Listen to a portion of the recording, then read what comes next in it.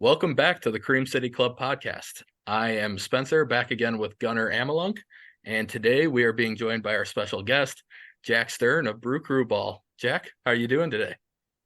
I'm doing fantastic, Spencer. How are you? Oh, I am doing very well. It appears that the Bucks are off to a better start today, so that's making me happy at the moment. But yeah, we're happy to have you.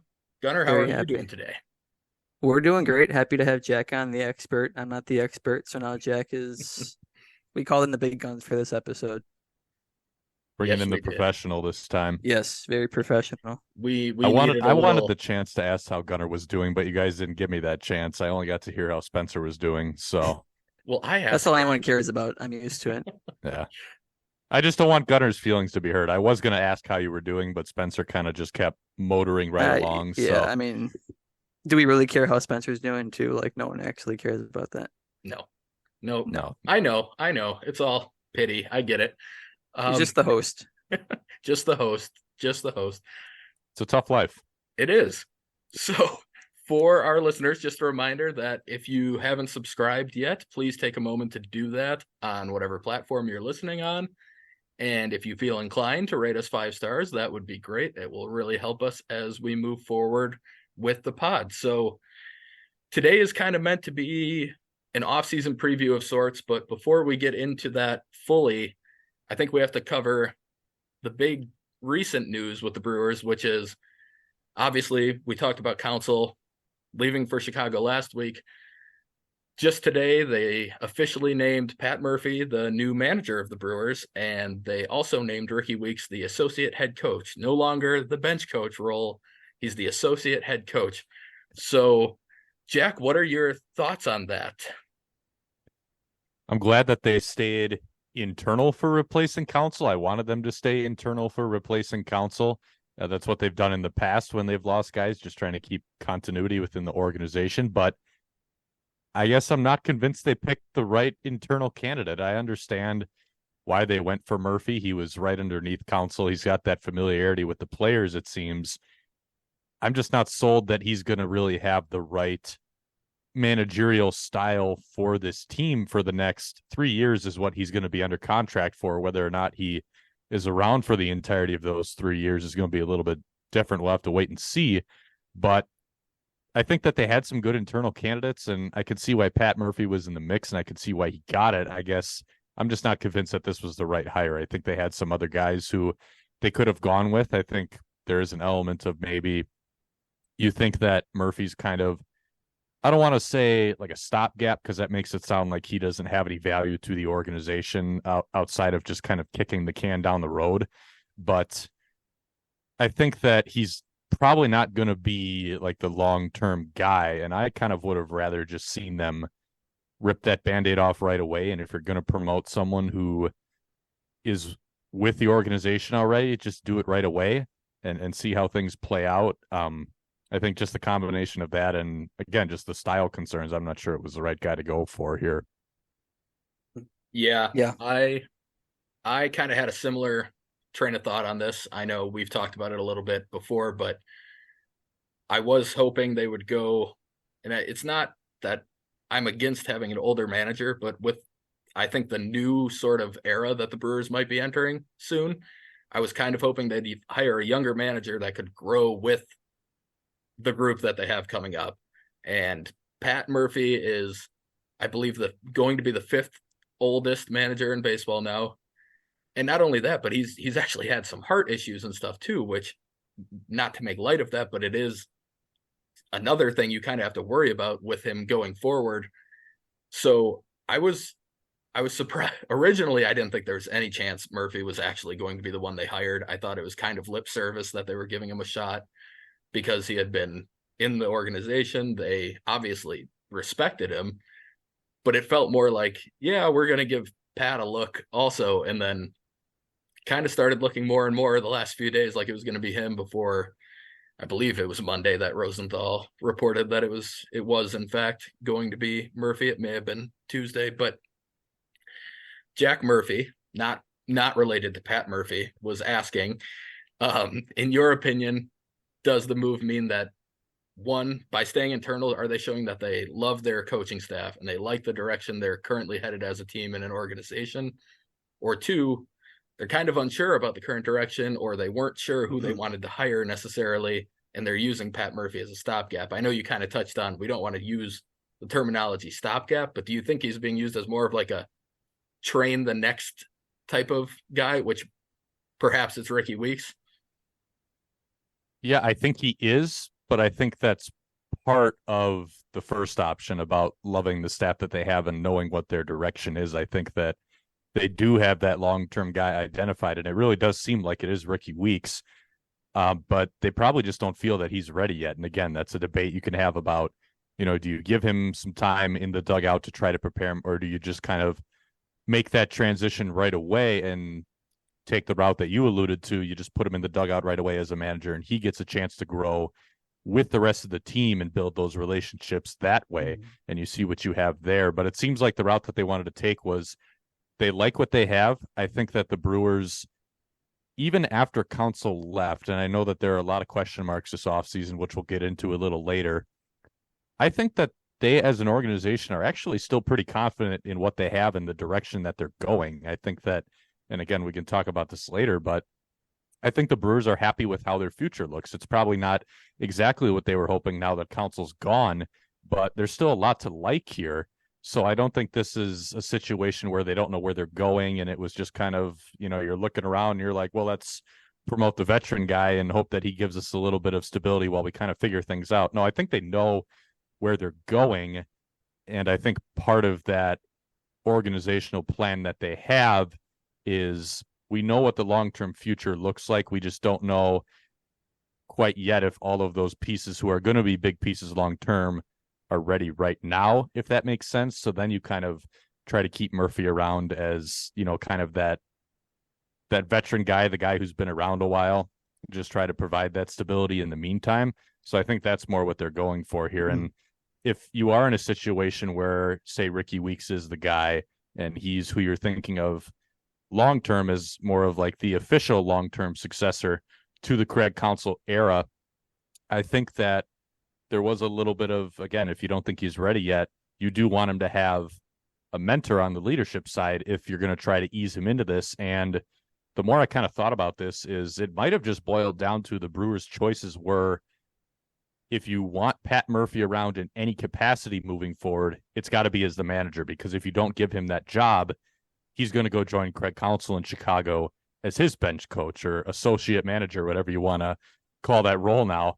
So it may have just come down to the Brewers decided, we do think Murphy is still a valuable part of this organization, and the only way to keep him around is if he is the manager. And we think that that's a worthwhile route to take because, say, again, you kind of talked, Spencer, about some of the concerns just with having an older guy in that role. And that's not necessarily a knock on Pat Murphy. That's just more of a situation of organizational fit and just kind of where everyone's at this point in time.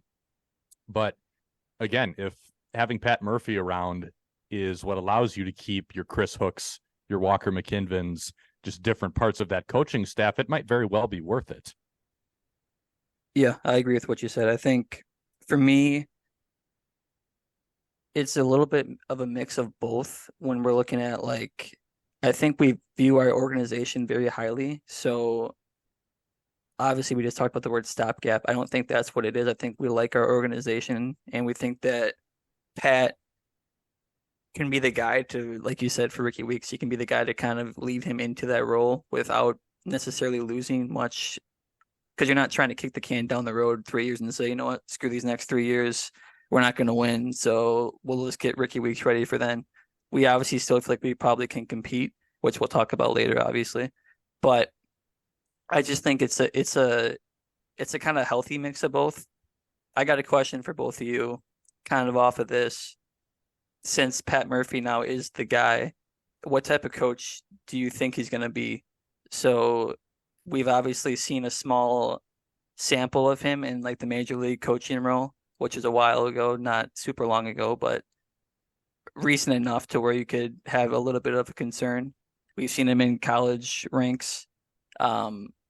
We are familiar with his old style of how to coach, which can probably cause some red flags for people, and which I want you guys to touch on. But I think, for my quick opinion, is I think it's hard to sit on the bench and watch success for 6 to 8 years and be like, I'm going to change it up now, and this is going to be the way I'm going to do things. And like, I don't think he's going to take that route of like, this is my team now, and I'm going to flip everything that we've seen for the last years with Craig and do it his own way. And I think that's just maybe that's me coping a little bit, where I don't want it to be like this big overhaul type of situation. But I guess, yeah, for both of you guys' opinions, what do you think he's going to look like? How do you think he's going to manage? And yeah. I think that's a big part of it for me when I talk about, kind of the style concerns. And that's kind of the way I view it. Some of the stuff that you talked about, Gunnar, with what we know in the past about Murphy, and what really just makes this whole thing interesting is it has been, a long time for him since he was really officially a head guy in charge. He had the interim stint with the Padres in 2015. Before that, coached in college, but we really don't seem to have a clear idea of who exactly he is as a manager at this point. Going back to when he was a college coach, he was known pretty widely as very old school, tough, like he's going to get on you. He's going to yell at his players. And I'm not going to say that's a bad thing, because everyone has a different style of leadership that they respond to. So, and we did hear a lot of testimonials from former big leaguers who played under Pat Murphy in college that they liked that, and they felt that really shaped them in a positive way. So my concern is if he is still like that and he has those tendencies, and if that would be part of how he managed today, would that jive with what we have here in Milwaukee with the team that the Brewers have in front of them? And what worries me there is just because it's a stark contrast to the way that we heard of Council's management system. It seemed to be much more kind of laid back. Well, maybe laid back is the wrong word, because that makes it sound like he let anything fly. More like level-headed. The thing with Council that people always praised him for was you really could never tell in the clubhouse what was going on in terms of like, were we on a winning streak? Were we on a losing streak? Were you personally struggling at the plate? Were you on a hot streak right now? Just the way he interacted with individuals and the way he interacted with the team as a whole, it was just very, very even keeled in a good way. And that was really something that helped create a positive environment in that clubhouse. And like you said, Gunnar, I'm inclined to think that if Murphy saw that up close for, 8 seasons or however long it was, that he would take some of that into consideration. And I've been kind of looking around to see if we can, find some takes on guys as to how they think Murphy's going to be as a manager now. On Foul Territory earlier today, Eric Kratz, who's one of the co-hosts of that show, former Brewers catcher, NLDS legend from 2018, he said something along the lines of, from what he's heard, Murphy has mellowed out in some regards, and he's just kind of, as a result of his experience, now he has a little bit more of a holistic way of going about things now. So hopefully that's what he does as a manager, because I think that's what he's going to need to do if there's still going to be success on and off the field with this team. Whether or not that happens, I guess it's going to have to be a little bit of, I need to see it to believe it. A lot of the testimonials we've gotten from Brewers players, that's based on how he's been as a bench coach. And I do think that's a much different dynamic than being a manager. As the bench coach, it really seemed like he let that dry sense of humor out a lot. He was still no nonsense in some regards. Like he wouldn't tolerate, bad behavior, guys just slacking off. But when you are the bench coach, it is a different dynamic. Now that he's a manager again, ultimately he's responsible for the players more so than he was even as the bench coach. I understand that as a coaching staff, you all kind of share that responsibility, but the buck stops with him now. So I do have that concern that he is going to maybe trend back towards that style that he used to run things with. But again, we're just going to have to wait and see. I'm hoping that it is a little bit more of a more well-rounded approach than what he had before. I do want to give him the benefit of the doubt, but again, that just kind of ties back into like, at that point, I'd rather you just promote someone who has already been deploying that kind of mentality as a younger coach who's been around these players and has built that kind of relationship with them. I just would have made that move right away. But obviously they see Murphy as, the guy who is a good way to maintain consistency.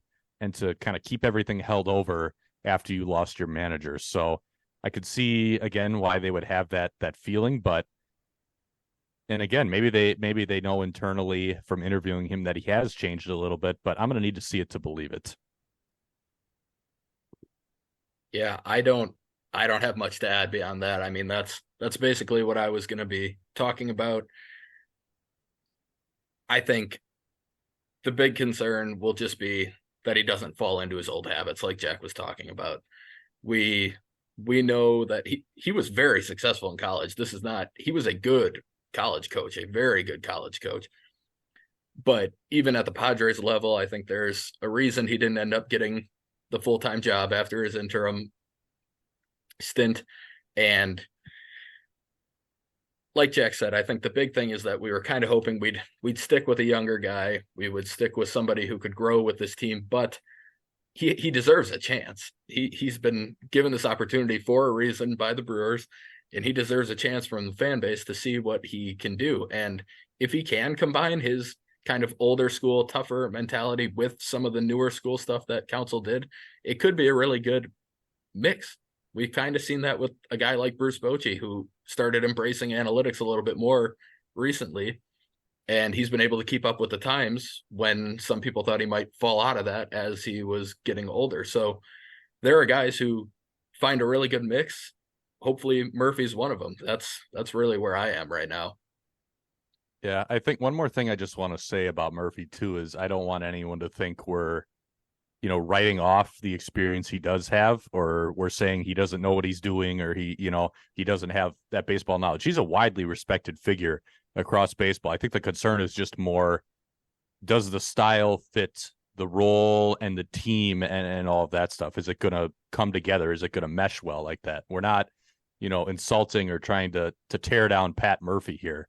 No. It's just a matter of like, is it going to fit? And I think that's the concern. And, just based on what we know about him. So again, it's just going to kind of be wait and see. Obviously the Brewers seem to think that in the long run, just weighing all of the factors at play here, they think it's going to work out, because they decided to make this hire. They decided it was worth keeping him around. So we'll see what happens. Yeah. And in a lot of ways, the organization has kind of received they deserve the benefit of the doubt because they have made a lot of good decisions over the years. And the fact that they pretty steadfastly made this decision and they decided this is the guy they want to go with, there's reason to believe in them, even without everything else along with it.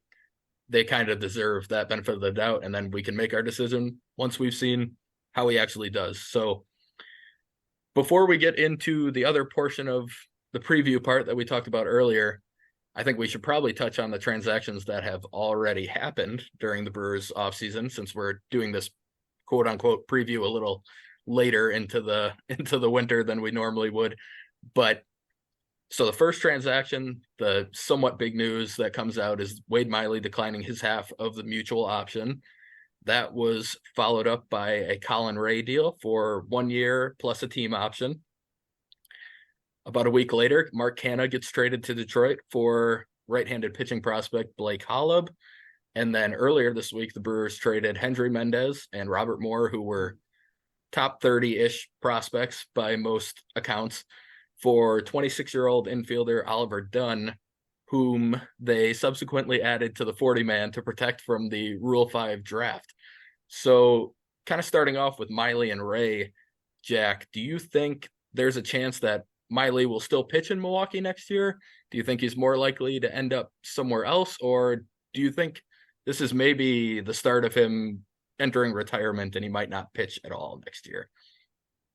I think there is a chance he might not want to pitch just based on the comments we heard from him throughout the year.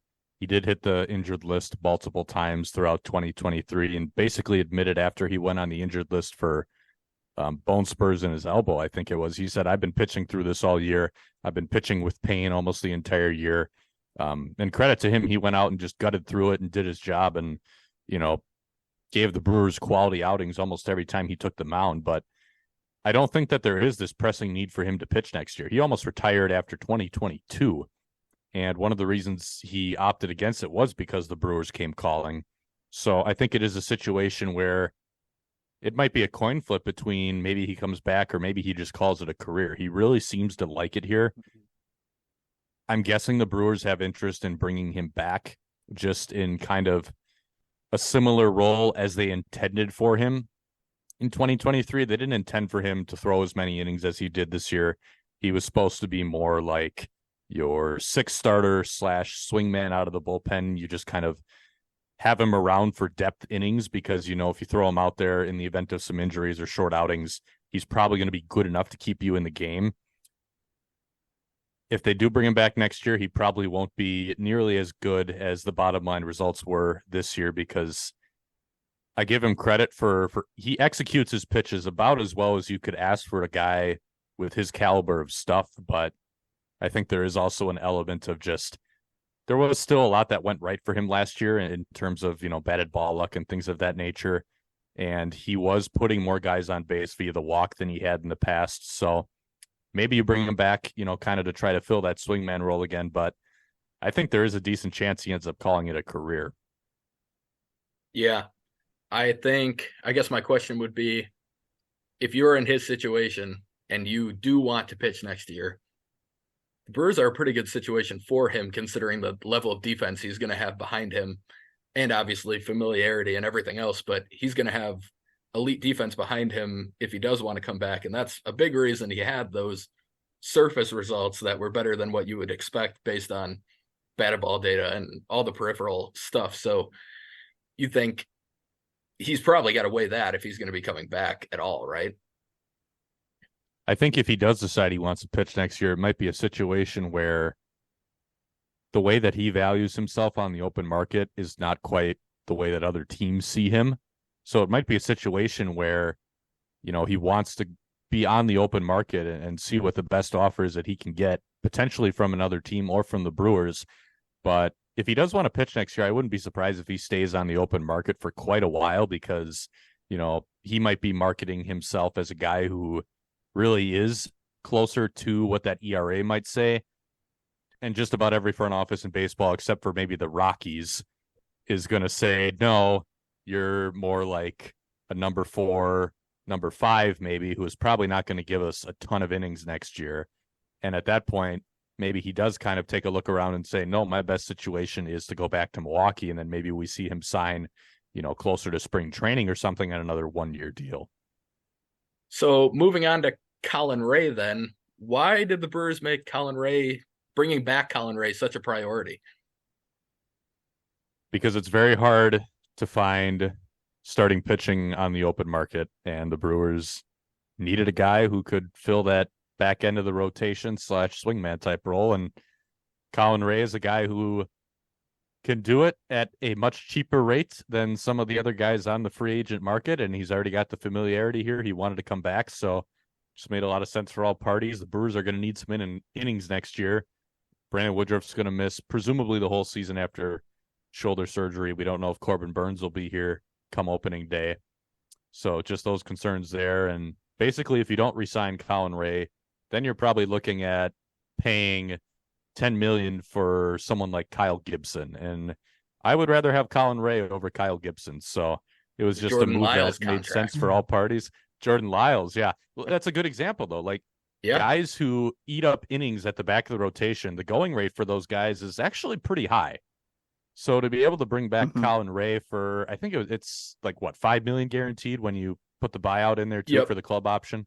Yeah. So to be able to bring him back for basically half the price of the free agents out there who probably would have given you comparable production moving forward, you know, it's just a really good move. And Colin Rea is not a good pitcher, but you kind of know what you have with him. Colin Rea is one of my favorite guys to watch just because he gets outs at a competent rate by not being good at anything, but he's basically close enough to good at everything. He's just unremarkable in all the right ways to be a serviceable innings eater at the back of the rotation. I always like, you know, going to his scouting page on Brooks Baseball, and for all of his pitches, it just says this pitch possesses few remarkable qualities.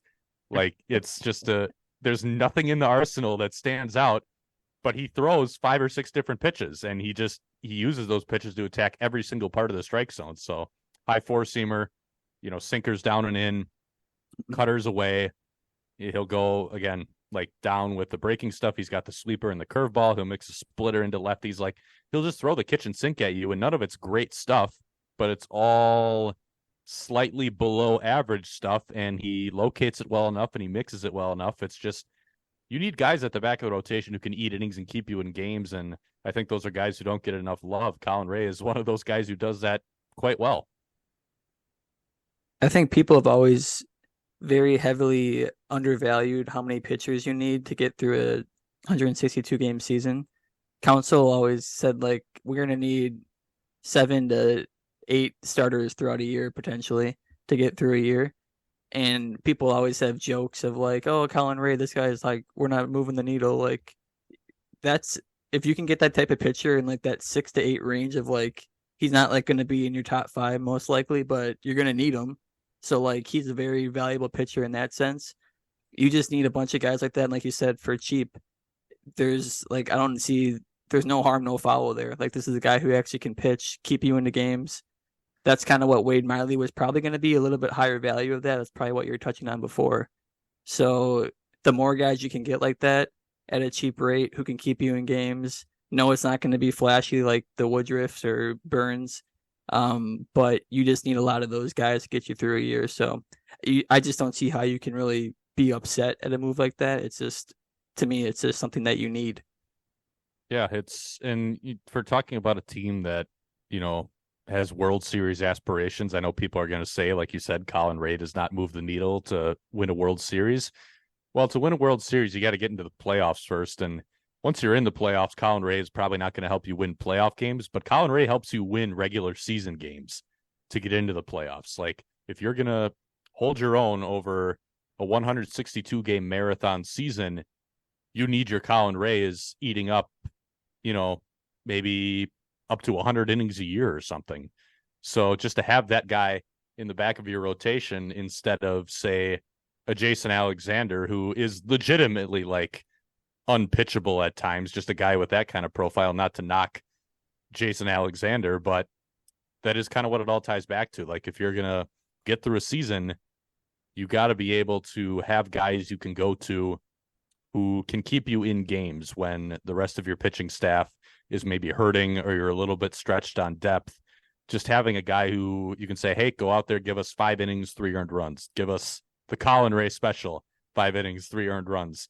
That's what he did in most of his outings. And if he keeps doing that moving forward, there's a lot of value in that, more than people recognize. Yeah. I know nobody here would make fun of Jason Alexander and the podcast. You have to be careful making fun of Jason Alexander. He will reply to you on Twitter and his friends will join. So you have to be careful with that. Just they're just having fun with you, Spencer. It's not personal. So I know. I know Jason Alexander a good guy. I'm not. I made a joke. They got mad at me in a fun way. It's fine. We're moving on. Let's move on to the Mark Canha trade and talk about that just quickly here. So, like I mentioned, they traded him to Detroit. They decided to do that rather than pick up or decline his team option. By doing so, instead of, my assumption is they were going to decline the option if they didn't find a trade, or they were going to pick it up and then look to trade him afterwards. So that saved them $2 million by not declining the option. They got a somewhat interesting relief prospect in Blake Holub. Jack, you got anything that stood out to you from Holub's repertoire or his profile at all? So depending on which scouting report you look at, some of them will say his fastball is closer to a cutter, like a hard cutter, like he sits in the mid-90s. But other scouting reports will say that it's got good spin and good ride through the zone. So that almost kind of reminds me of maybe that pitch has both qualities. I haven't watched a ton of video on him, but I've seen like the cutting action. But it does kind of make me wonder if this is almost like a harder throwing Brent Suter type profile in that regard, because he kind of had the same thing where his fastball, it had a little bit of ride through the zone because of the angle that it came into the hitter and because of where he located it at the top of the zone, and it had cutting action too. So it was almost kind of like a riding cutter that he threw, except he threw it in the mid to upper 80s and Holub sits in the mid 90s with it. So it's a very interesting profile, and I think it is a profile that could be making an impact in the big leagues as soon as 2024 for the Brewers. I think this is a guy who, again, and he's going to have options in 2024 because he'll be making his big league debut if he does come up this year. So having the ability to kind of have an interesting profile like that as sort of your back and forth guy, it's just kind of a continuation of what we've seen with guys like Elvis Peguero, Trevor McGill. You bring in these guys who maybe don't necessarily have a whole lot of pull in terms of names, but the stuff is really good, and you can kind of have that flexibility to, shuttle them up and down. And then if something clicks, all of a sudden by the end of the year, they're playing big roles in your bullpen. And I think Hollop's just kind of the latest continuation of that. And it's a good get for the Brewers, considering Canna was never going to be on the 2024 team. Like what you talked about, Spencer, if they couldn't have found a trade partner for him before that option decision, I think they probably still would have picked it up and just moved him later. But again, there was no way he was going to be a Brewer in 2024. And that was something that when I was on the Locked On Brewers podcast, they asked me what potential move might be made that might come as a surprise to some fans. And I said, Mark Canha is not going to be on the 2024 team. They're probably going to trade him, just because I think that you got the most out of him that you were ever going to get during his time as a Brewer. He's probably going to take a step back next year, just based on the fact that the power and the quality of contact are slipping. The plate discipline is still really good, so I think he'll be close to average offensively in Detroit, but the raw hitting ability just isn't that great anymore. I know it seemed that way from when he was in Milwaukee, but he did have a little bit of good fortune, and he really just got hot for a few weeks, which is exactly what you hope for if you're bringing in a guy like that at the deadline. I think the Brewers played the Canha situation perfectly. You bring him in at the deadline for a guy in Justin Jarvis who really doesn't have a spot in the organization. You keep him for the rest of the year, Canha. He gets hot, and then you get out and get something back for him that could give you long-term value. Yeah, I agree. He's also a hit by pitch machine, which I respect a lot, but I am going to miss being able to point at my TV screen and yell, "He did the thing." Yes. Whenever Canha gets hit by a pitch. Yes. I got so excited about that when I was at the game and he got hit. We were down by 4 runs at the time, and I yelled it and no one understood what I was talking about, but I was happy. So that's all that mattered. Moving on to the other trade the Brewers made so far this offseason. Just happened the other day.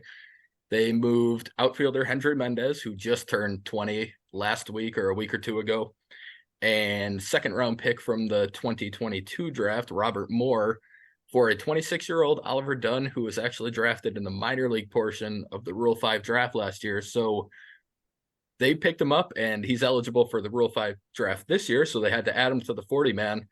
On the surface, I think a lot of people probably thought this was a major overpay, given where Mendez and Moore are ranked. I think if you look a little further into it, it makes a lot more sense. But Jack, what do you see with this trade? It was really about the trajectory of each player in the trade and where they all fit within the organizations that they were in. So I know that Mendez and Moore were thought of pretty highly. They were both within the Brewers' top 30 prospects. So they were, at least by the fan base and by some evaluators that earlier in the year, they were thought of pretty highly, but they both played with the Timber Rattlers this year, did not do very well at all with the Timber Rattlers offensively. And these are guys who, Mendez is an outfielder, Moore is a middle infielder, playing positions where they were not close to the big leagues. They were blocked by some other guys in the organization. Their trajectory was not looking great. So their future within the Brewers organization was, not looking especially bright. And that's not necessarily a knock on them as players. That's just a knock on the seasons that they had in relation to where the organization's at. And then on the flip side, a guy like Dunn is on a little bit more of an upward trajectory after he tore up Double-A pitching this year and then really swung the bat well in the Arizona Fall League. But he didn't have a place with the Phillies. This was not a roster that he was going to be able to make to protect him from the Rule 5 draft. They weren't going to be able to add him to the 40-man roster. So from the Brewers' perspective, you're getting a guy who probably joins the competition at second base with Bryce Terang, because Dunn is another left-handed hitter, and he's got something that Terang doesn't, in that he hits for quite a bit of power, which is something the Brewers are lacking in general. So they get a guy who could come into the mix right now, and the Phillies get a couple players who are still talented players. I know they didn't have good seasons, and they haven't figured it out yet, but they are good players, and they're now in an organization that can buy them more time to figure things out. So it just makes sense for all parties. Agreed. Gunner, as our resident swing breakdown master, what did you see in Oliver Dunn when you looked at some of the video? Do you like what you see? Is he somebody you think could help the major league club this year? Yeah, similar to what Jack said, I think he's just a guy who's going to be on the fringe who can compete for a spot potentially. I kind of view that as sort of the Owen Miller type of role where I like him more than Owen Miller. I think he's got a higher like profile to actually be productive as a hitter. Just a swing. I mean, I'm not going to break it down bit by bit, but I just think it's a very simple swing and very easy. It looks like to him, and he's got obviously great numbers. It's always funny looking at these types of guys who are older and in the minors, and they have like these good numbers because it's like, well, what the heck? Why is he not up in the majors already? He's playing great. So there's always like a little bit of like a stop, like why is that the case? So, but like I said, it's interesting at the very least. As I just said, I like him more than like an Owen Miller, and I think there's a higher potential for him to actually do something productive for us. Not to rip Owen Miller, Wisconsin native, I like you, but he did have tools. But hitting wise, this is obviously a lot more sexier profile, I'll say, than a guy like that. So I'll take a chance and like to touch on like Robert Moore and stuff quickly. Like I think the Brewers just like produce those guys a lot too. Like I just think that's the type of guy we get like all the time. So I'm not like that upset that we're losing guys like that when we just kind of breed those types of guys here in the organization. So yeah. Yeah. I think what it comes down to with Dunn is going to be strikeouts. The strikeout rate is a little higher than you would probably want. I did notice that his swinging strike rate really isn't terrible, which is interesting. I think he might be a little too passive at times more than anything else. That usually is what that points to. He walked at like a 16% rate in AA, which is very good. But if you're trying to find that balance between patience and passive, being too passive, he might just be kind of on the verge of which way he needs to go on that. I think if he can find a spot where he's maybe a little more selective in terms of attacking pitches that he can hit. I know we talked about the power a little bit. I know Kurt Hogue posted a video of him hitting a bomb that was 109 miles per hour off the bat. So that's legitimate juice in the bat for sure. That might not be the hardest hit ball he had all year or anything either, but he found a video of that for sure. He just looks like somebody who could push terrain, and the defense isn't great from what I've seen, but he does seem to have a pretty decent arm. He might be able to help out at third at times. Just somebody who can help out in the infield. And if the bat does continue to grow and he is able to cut down the strikeouts, he's a guy who could be a starting second baseman with some pop. And you could almost see like a Scooter Gennett type of prime, where you get power from the bat and decent defense, and he walks more than Scooter did. But somebody like that is a potential outcome. I saw somebody comp him to Jason Kipnis. That's probably best case scenario, but that would be a really good prime for somebody at second base. So I think they did pretty well there. Personally, for those who don't know how much I nerd out about prospects, I do have it down to about 140 person ranking of the Brewers farm system. Mendez and Moore were both at the bottom of my 30s and falling quickly. And I would say Dunn slotting in around 20. So I think they upgraded. There's more upside with a guy like Mendez who might play. He still has a lot of upside. He has really good bat to ball skills. He's a good athlete, but it's going to take a swing overhaul, and it sometimes just takes a new organization to be able to figure that stuff out. So I'm rooting for him. I hope he does well there. He's, like I said, he just turned 20. He was 19 in high A all year. So it's not something you give up lightly, but I think Dunn, with his chance to impact the major leagues this year already, worthwhile trade, in my opinion. I just want to say that I have seen Spencer's prospect spreadsheet, and my initial response to it was, you have too much free time. I don't, but I use all of it on that. So That spreadsheet had no business being that detailed and that intuitive. There's been That's so just many my trades where I just go to Spencer and I'm like, where is he ranked on your list? Right when the trade breaks. I just want to know what Spencer thinks immediately. yeah, I spend a lot of time on it, but it's not about me. We're talking about the Brewers. So let's move on. Now we're going to get into the actual preview of the offseason about 40 minutes into the pod here. So there have been some differing opinions from some of the bigger baseball writers around different platforms, like Ken Rosenthal of The Athletic. He seems to think the Brewers should sell, and he also seems to think that they will be selling this offseason.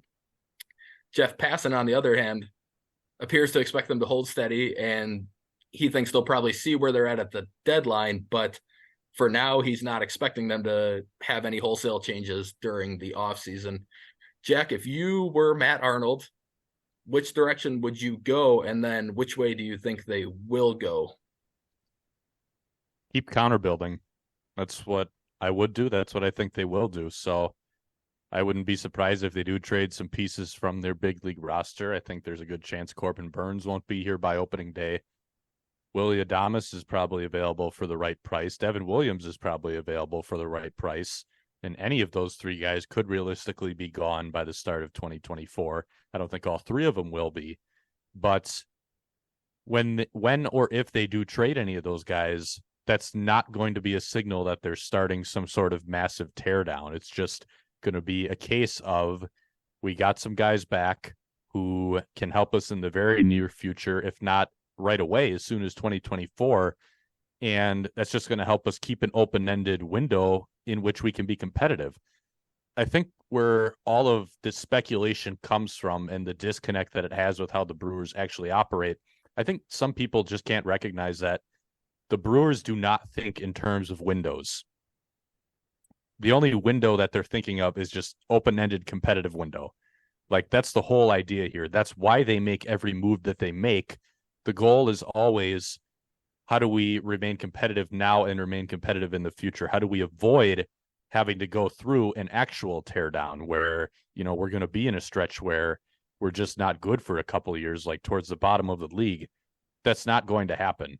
I wouldn't be surprised if they're not quite as good in 2024 as they were this year, but I think it's going to be a similar approach to what we've seen for quite a few years running now, where it's just, if you have the opportunity to trade from your big league roster for guys who can help in 2024, 2025, and beyond, you do it, because that just helps you remain competitive. And it's always a tough balancing act, and maybe not every move they make is going to properly strike that balance as well as they'd like, but that's always what they're trying to do.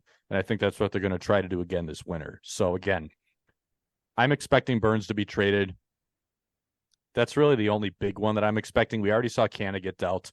That's really a counter building move as well. You trade away a guy who his value has peaked, and you get back, admittedly, just a reliever. So this guy could, Holub may not end up being a huge piece for him, but you're bringing in a guy who has a potential to contribute for the foreseeable future. So we're already just really seeing a continuation of that. And anyone who's reporting that the Brewers are going to go into a teardown or go into sell mode, I just don't believe it. I don't believe it at all. I'd be surprised if that happens, because it would go against all of their messaging, which has been very, very consistent.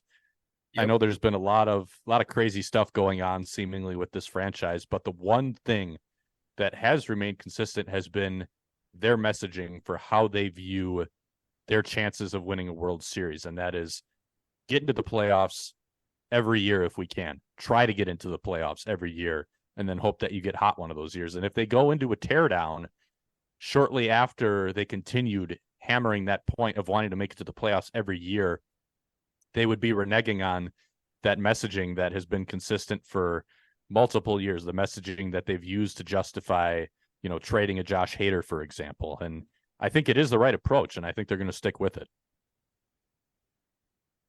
Yeah, I agree with you on that for sure. I know everybody's favorite phrase, bites at the apple, has been thrown out quite a few times. And I get why people don't love the phrasing of that, but I agree with you, Jack. I think in a market like Milwaukee, getting as many shots at making that run in the playoffs is absolutely the way you have to go. We've seen them go all in 2011. It worked really well, and they still didn't win. And then after that, it took 7 years to get back to the playoffs. And we saw a lot of the people that were traded in that move end up in Kansas City as a big part of the core of a team that did win a World Series in a small market. It's never going to be perfect, like you said. We can use the same phrasing for the way they value or the way they go about making trades in terms of taking bites at the apple. Getting a guy like Blake Holub is a bite at the apple for a potential reliever. They're trying to get somebody that might help, and they get a bunch of guys like that. 2 of them hit, and all of a sudden you've got 2 major league relievers that are helping you.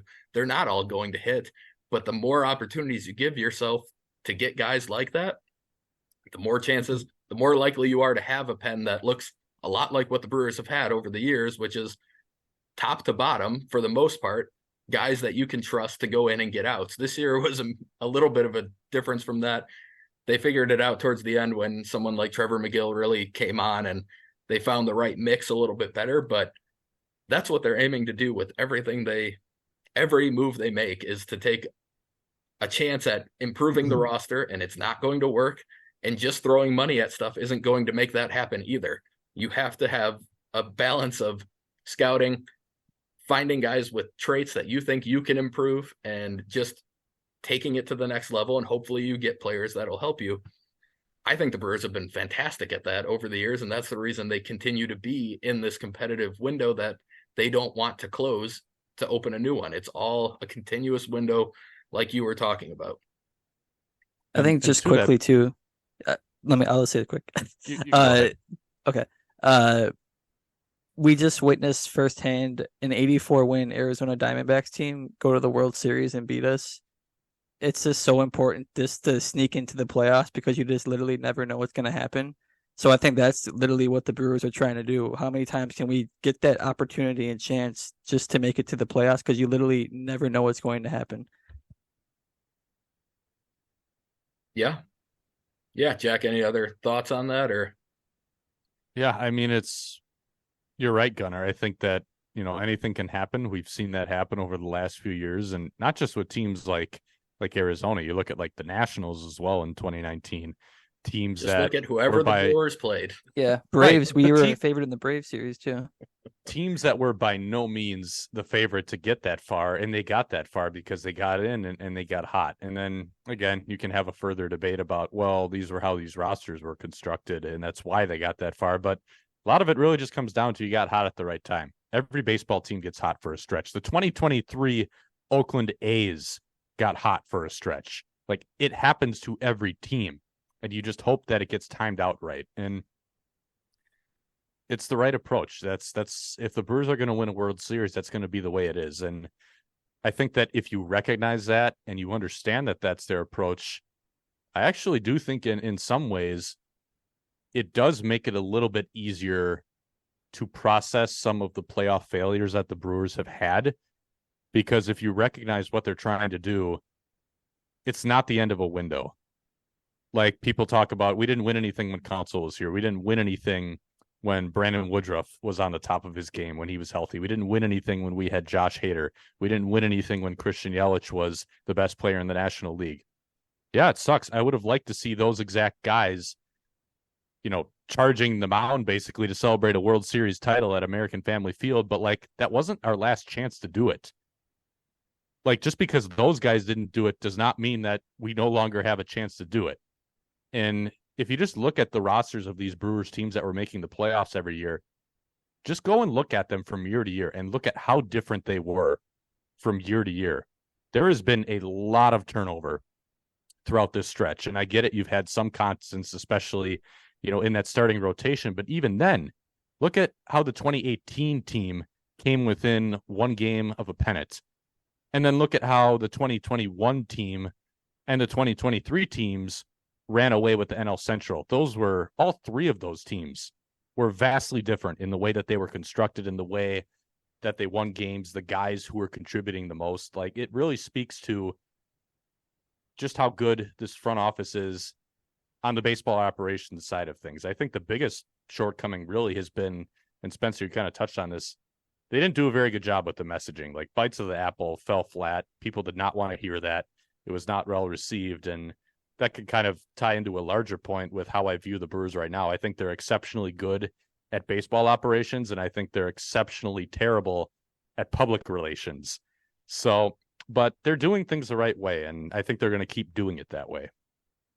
Yeah, and you kind of touched on something that I've always kind of wanted to point out, but for people like Jack and myself, when we're on Twitter tweeting about how, like, we agree with this bites of the apple approach, we agree with not going all in, that is not because I get it. I see it a lot. People are like, well, you just don't care that much about winning a World Series. Like, believe me, if the Brewers win the World Series, that will be the best day of my life.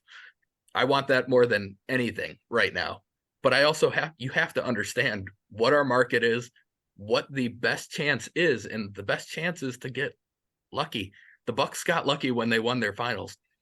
Like, you get lucky to win and everyone who wins a World Series or wins the NBA final, you had luck and a lot of it. And you had health and you had a lot of things go right in order to win something.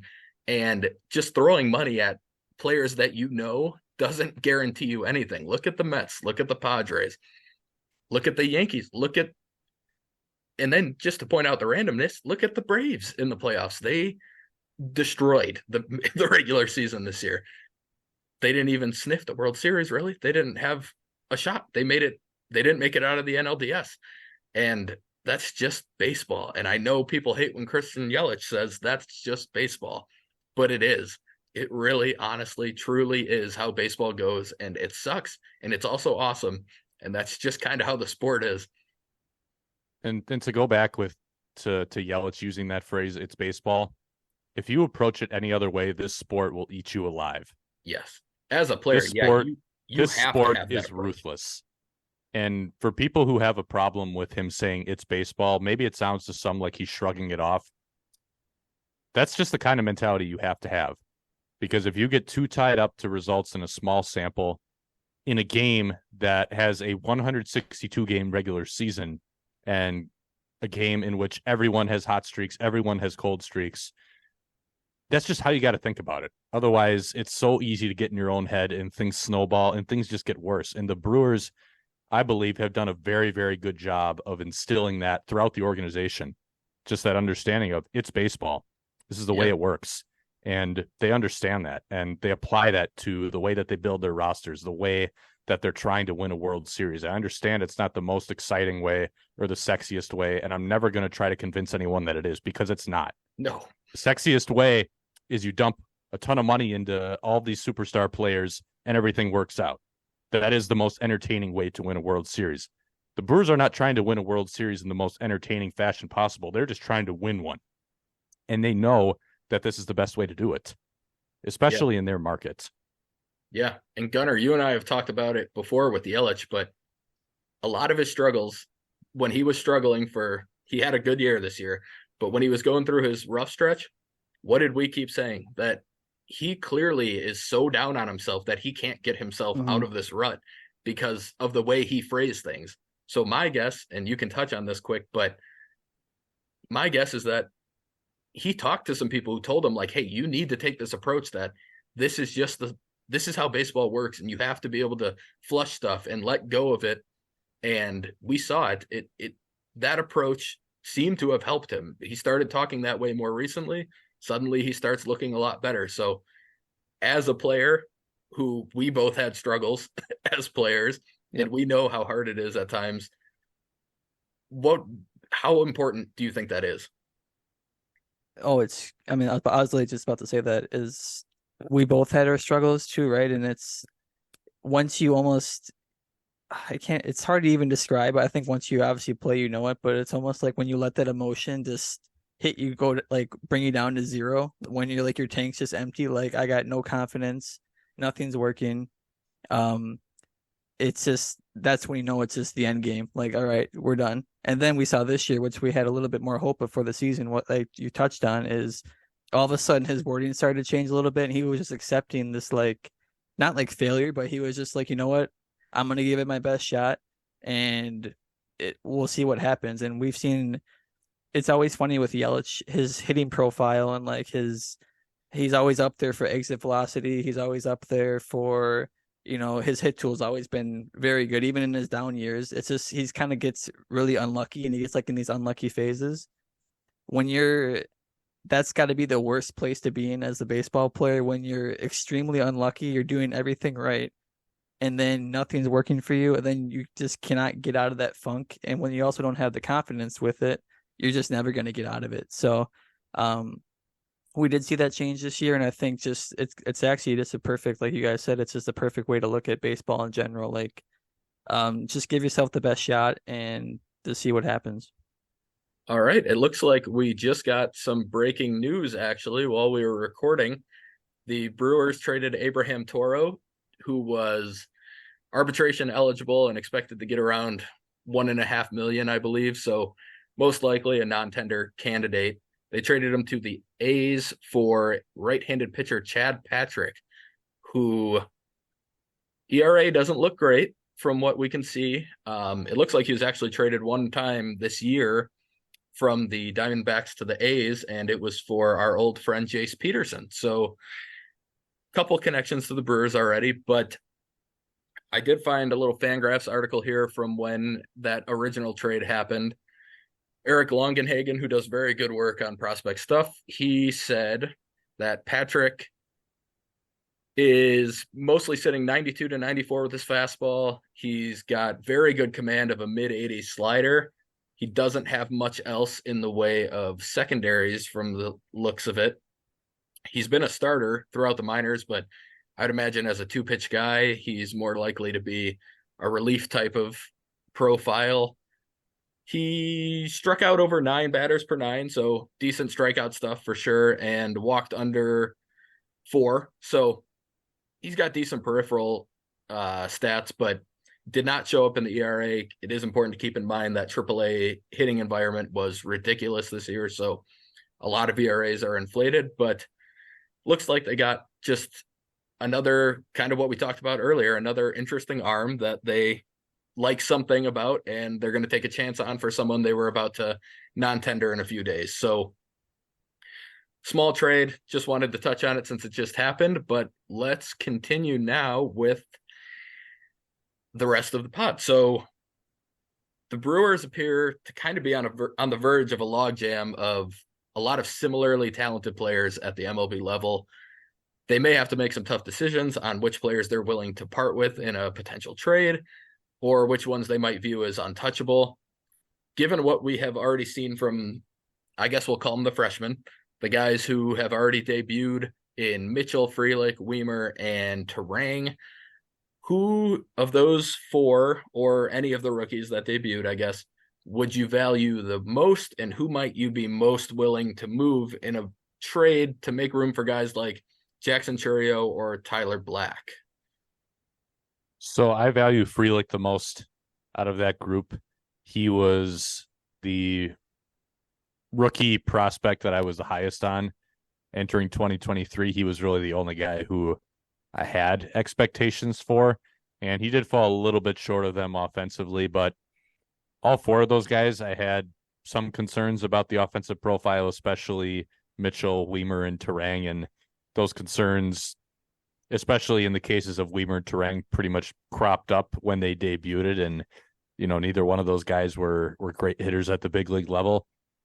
But what is helpful is that they're all really good defenders, so that gives them better floors just as players. Even if they never quite figure it out offensively, they should be able to stick on big league rosters just because they play defense at premium positions, especially after seeing that Weimer is a very, very good defensive center fielder, and also seeing that Frelick can hold his own in center field. The defense was also a little bit of a question with him, but he looked very good up the middle. So these are all guys who are good athletes, but specifically in the cases of Mitchell and Weimer, I think there are some giant holes in their swings and their areas of the strike zone that they just cannot cover in their current forms.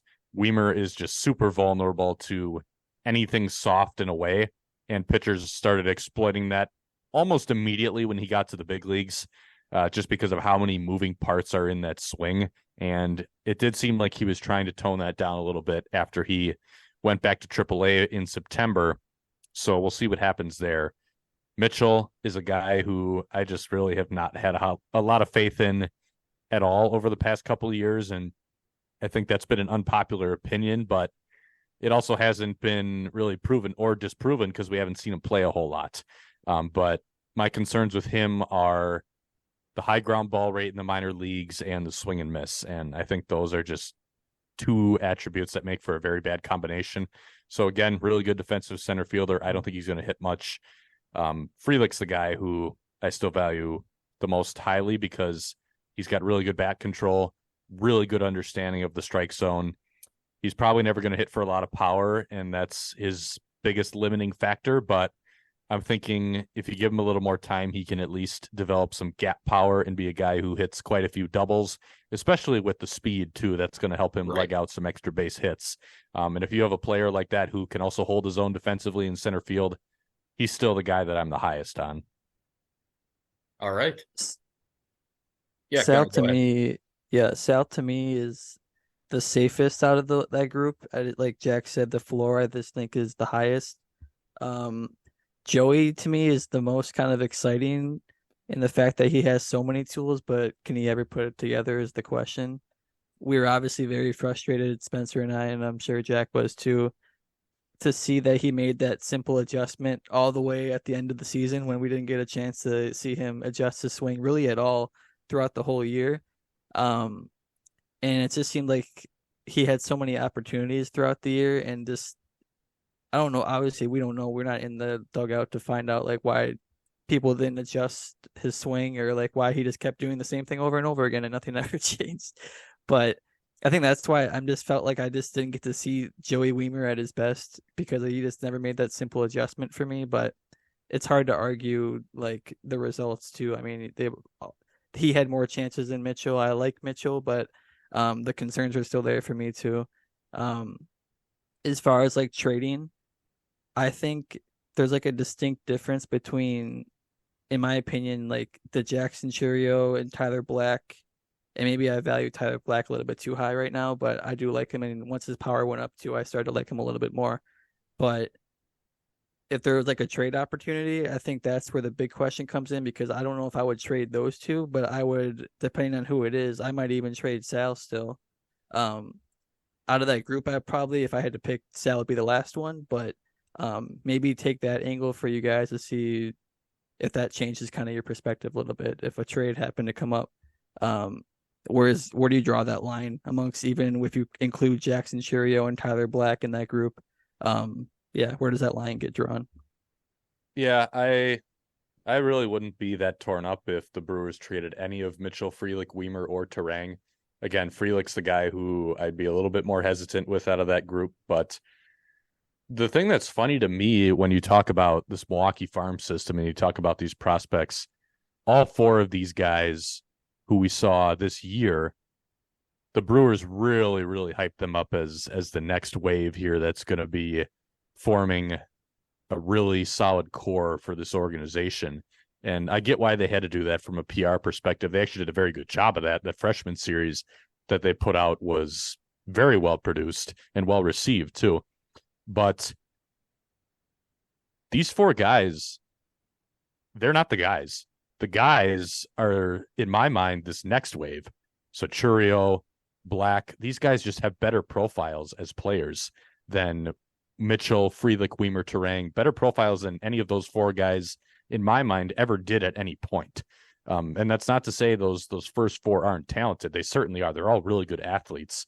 And I think the biggest thing is just that they all have, particularly Mitchell and Weimer, they have low floors. Like offensively, they have low floors. I talked about like the defense means that they should be able to carve out at least part-time roles. But guys like Churio and Tyler Black, especially a guy like Black, I see as having a much higher floor because, again, the walk rate is good, the plate discipline's good.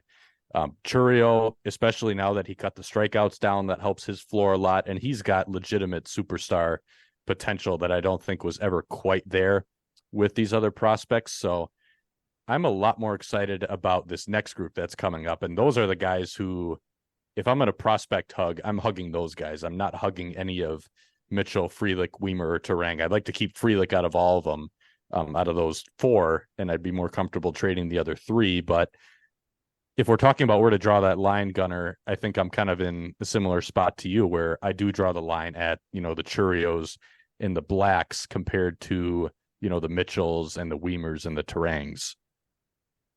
Yeah, I would agree with that. I also would say that Frelick is pretty easily, for me, the one that I would least like to see moved, but it also means that he probably has the most value if they were going to be getting trade offers for some of these guys. So as we saw with Esteury Ruiz gaining us one of our best players last year, you never know how teams are going to value some of these guys, and tools can be over anything else for some organizations, and the A's are definitely prone to that at times.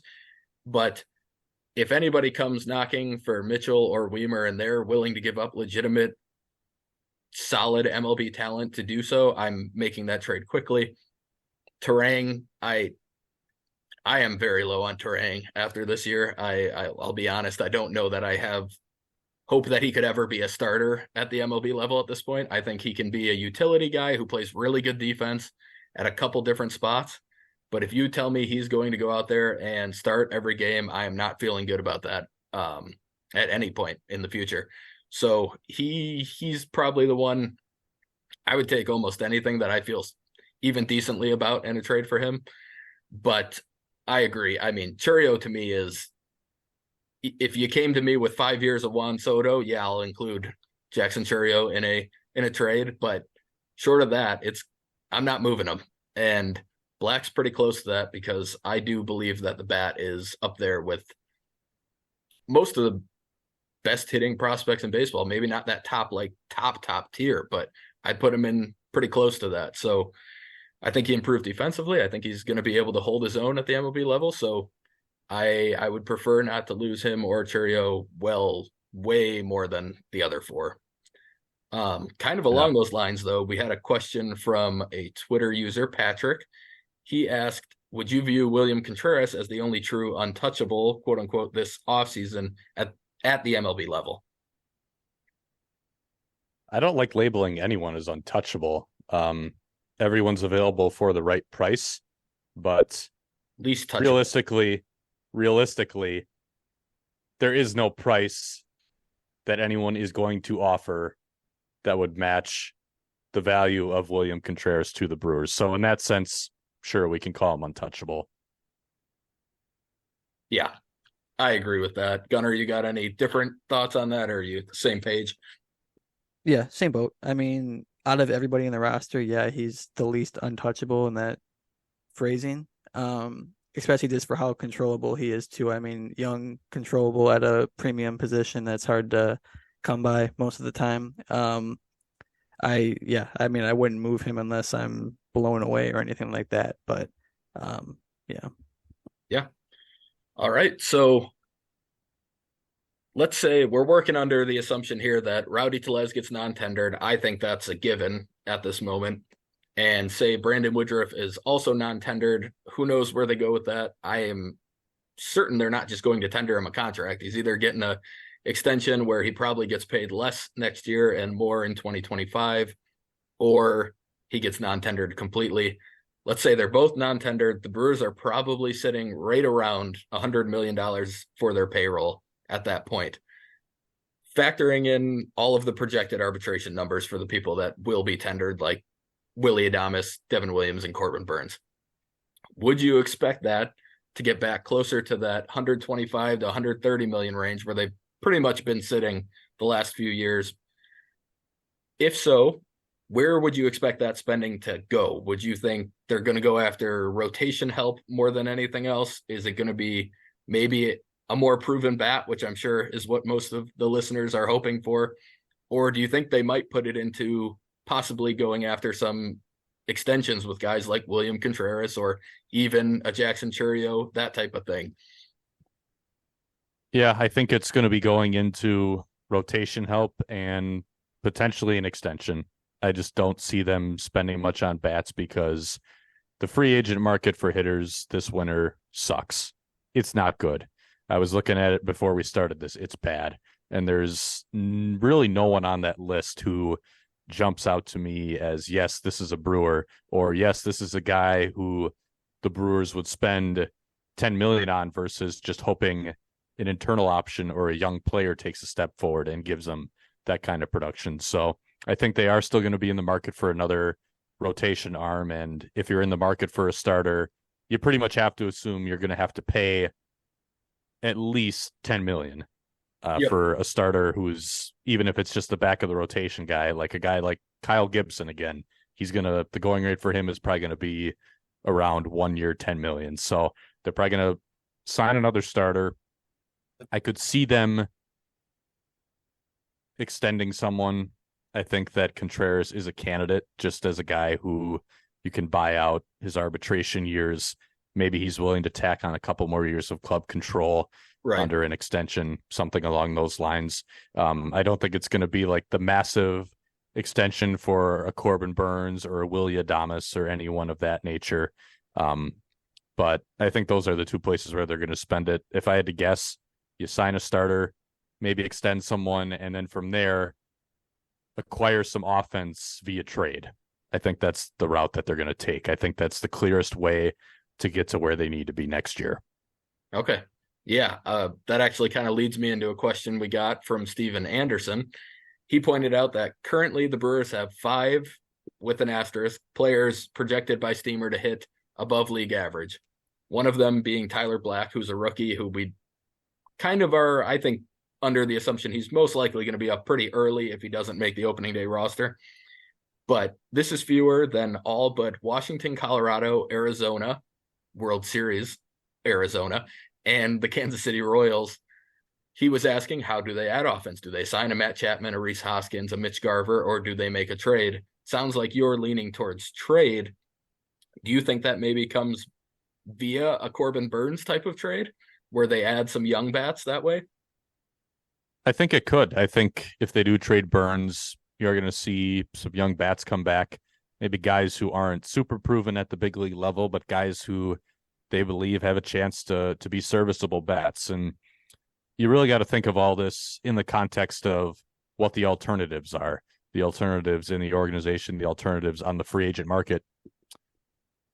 It's really just a lot of average-ish bats on the free agent market. And that's not really an upgrade over what we've seen the Brewers roll out for a couple years running now. I think that specifically at certain positions, they actually do need guys who are at least average. 2023 was a year where they were just rolling out all kinds of bats who had no business being in a contending lineup. And there were a couple different reasons for that, some of which were out of their control, just guys who didn't live up to expectations. But basically, I think the objective again is just how do we fill out this lineup with as many capable bats as we can. And I don't think the free agent market is the most efficient way for them to do that. So I don't expect them to go that way. You do have some top end guys like your Matt Chapmans, who part of me could maybe see the Brewers having interest because he's such a good defender. But the more I think about that, he doesn't play a premium position. He's a third baseman. He's going to be on the wrong side of 30 for that contract. And then you worry about the offense falling off, and he's much closer to an okay hitter than a great one.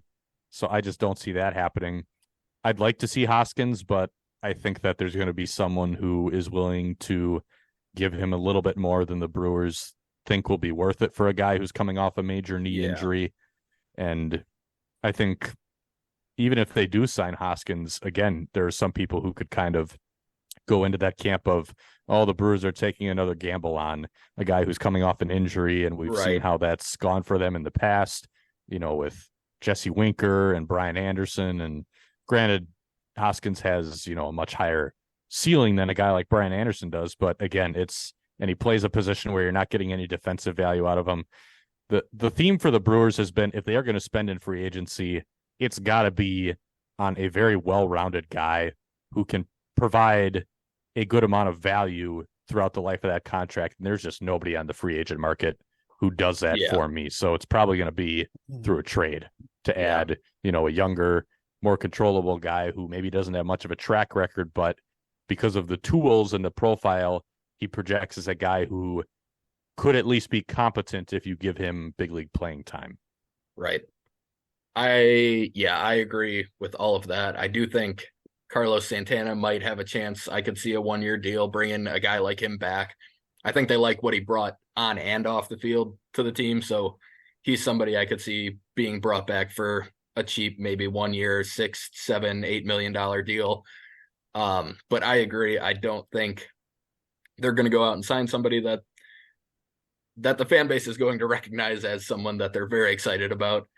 A guy like Chapman, honestly, if you look at even his best years recently, he has had one really, really good half of the season and then a really mediocre half of the season every time he's had a good year.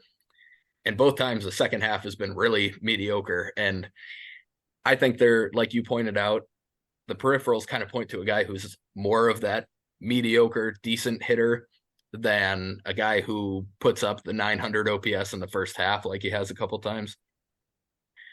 I agree. Hoskins is probably the guy I would most like them to go after, but I do think he's probably going to, I think even more than money, I think someone's going to give him multiple years, and I don't think the Brewers are going to be in that type of market for him. So I agree. If you do want to have a plan B for Hoskins, I would be okay with signing Joey Gallo. I am always okay with signing Joey Gallo. It's not necessarily because I think he's going to produce. I think the strikeouts have just gotten so far out of hand that he's probably just not going to be all that productive moving forward. But this is a team that desperately needs power. That's a big reason why they got bounced in the first round of the playoffs, because they didn't hit for power.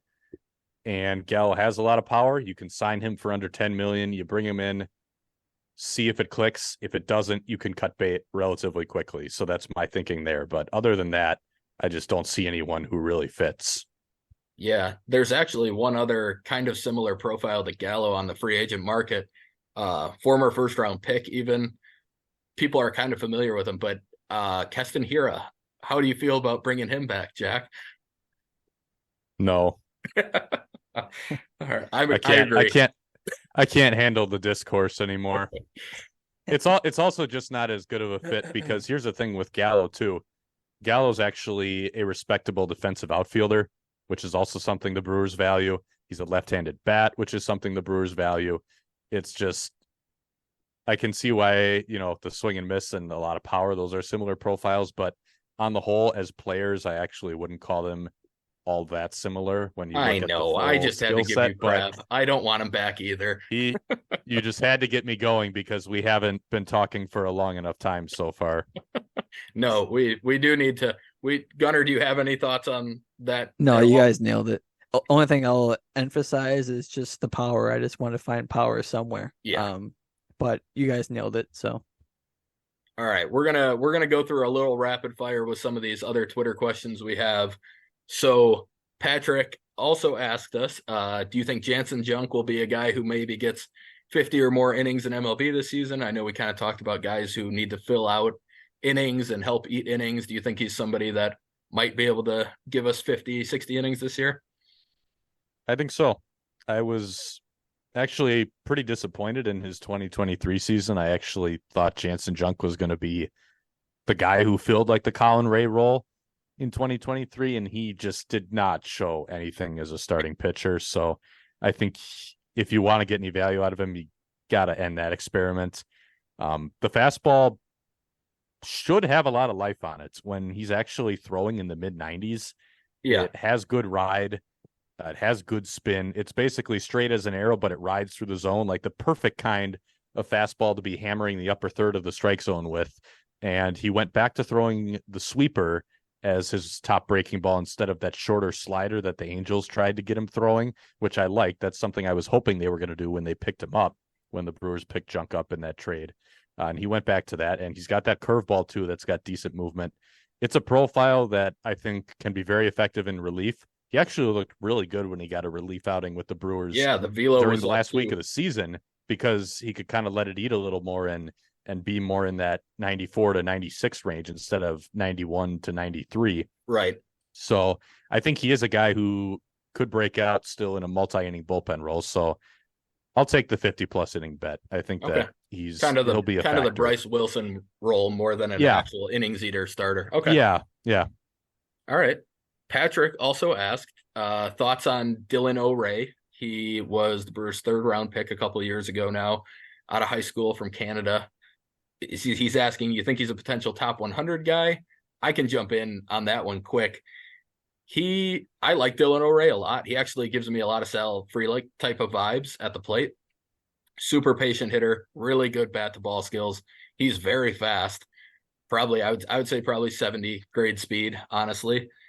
He's a good defender, and he plays second and also center.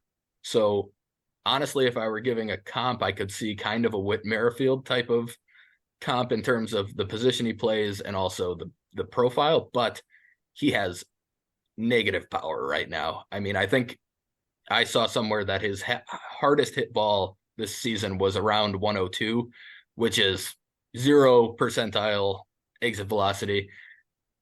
He needs to get stronger. He's only 19. He's got plenty of time, but I would say he's pretty unlikely to ever be top 100. He would have to go really, really deep into a Sal Frelick type of. Frelick's a rare breed to have very little power and make it that high into a top 100 list. So he would really need to follow that type of path, but he's an interesting guy. He's definitely somebody that I'll be keeping a close eye on and seeing if he does start to develop a little bit more juice in the bat. But otherwise, I wouldn't say ever top 100. I'd be surprised at that. He also asked, which 2023 draft pick has the best 2024? Jack, any thoughts on that? I think Mike Bovey's going to find some power in 2024, and that's going to lead to some pretty explosive results. This is a guy with a really good hit tool.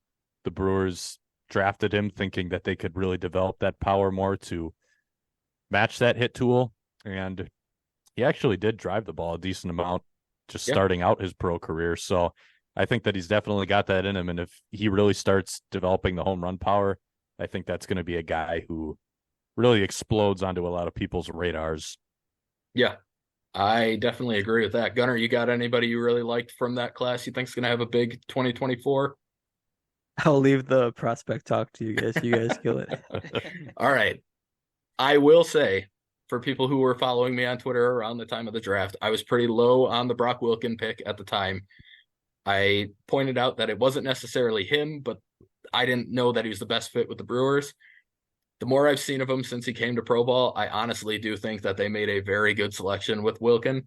I think his hit tool is going to be better than I anticipated. I think he's going to be able to handle third base. I don't know if he's going to be very good there, but I think he can handle it enough to stick. He has the arm for it for sure. It's one of the better arms in the system for an infielder. And he's a smart baseball player. I saw him a couple times in Appleton. He's a good base runner. He has good instincts on the field. He moves better than I expected him to laterally. So I think he's going to be I could see him in the majors in 2024, honestly. But Jack, you did touch on one of my favorite guys from that draft. I do love me some Mike Bovey. So kind of going on that note, underrated prospect in the system. Do you have one that sticks out to you as one of your favorite under the radar guys? I like Craig Yoho. Nice. I do. I like the makeup there. I was ranking like my top 30 prospects during the middle of the year, and I actually put him in the top 30. He's a guy who only pitched for one season in college. He had a lot of injuries, but he has a deep arsenal, 5 pitches, fastball, curveball, slider, changeup. The secondaries have really good spin. He's got good command of those pitches. So, and he's an older guy as well, but I just really like the makeup there, and I don't think enough people are paying attention to him. Yeah. No, I loved that pick when they made it. I know some of the bigger draft nerds were all over him for some of the metrics that he has, and some of the way his pitch shapes are. So kind of along those lines with pitchers that I really liked from this last draft, my guy would be Ryan Burchard. I he was one of the guys I listed as a potential pick on that day too. He can be upper 90s with a fastball that has really, really good life at the top of the zone. He's got a curveball and a slider that are pushing 3,000 RPMs and can both be plus at times. It's probably a relief profile just because of he does have a lot of stuff going on with the delivery and it's pretty high intent, but I hope they give him a chance to start for as long as possible. I do think if he can hold up that he has the stuff to start. And if he doesn't, I could see him being a quick mover that helps major league pen pretty quickly. So I really like Burchard. In general, I loved this class. I thought they did a fantastic job in this draft class. All right, moving on from some of our actual baseball questions, we're going to move to Johnny C, who asked Jack's 5 most likely Brewers prospects to own a Costco membership. Jack, I don't need 5. Give me one Brewer prospect that you think probably owns a Costco membership and why. Mizorowski just looks like a Costco guy. I like it. I have no other explanation. He just looks like a guy I would see at Costco. So he's reaching stuff on the top shelves for everybody. I believe it. That's a good choice. Yeah. Jake Schwall asked us, who is each of your guys' top one front office staff members from the Doug Melvin era? I will go first. Jack Zorenchik. Jack, go. Technically, Craig Counsell was a front office member during the Doug Melvin era. So there you go. Gunnar, you got one? Scott Martins. Yep. There's the answer he was looking for. Okay. I figured Gunnar was going to have that answer, so that's why I didn't give it. But I'm shocked you guys didn't say it, so I was just smiling in the background. I was purposely avoiding it, but no, but he is wanted awesome. to give you your moment in the sun. Yes, we do. We do love Scott. Scott is a fantastic person. Michael Barnes asked, Jack, this is specifically for you. Why did you change your Twitter from baseball bunch of numbers to @by Jack Stern? Because I'm not 14 anymore like I was when I created my Twitter handle. So people change, Twitter handles change, time moves on. You created baseball 52876. That was it had like 4 digits in it. It wasn't that extensive, but I think he's just dramatizing it to make a point. So Michael dramatizing never. All right, I'm just going to go through a few things here, some odds and ends from the last week or so with the Brewers. But on Monday, the Brewers protected Jefferson Cairo and Bradley Blaylock from the Rule 5 draft by adding him to the 40-man. Cairo's kind of he's a top 50 prospect in baseball by pretty much everyone's account at this point. Somebody I've liked for a long time, and I'm really happy to see getting the recognition that he is. He was actually just awarded the minor league Gold Glove Award for the catcher position, which is not like a bi-level thing. It's only 9 players in all of minor league baseball get a Gold Glove. So basically, he was awarded the top defensive catcher in all of minor league baseball.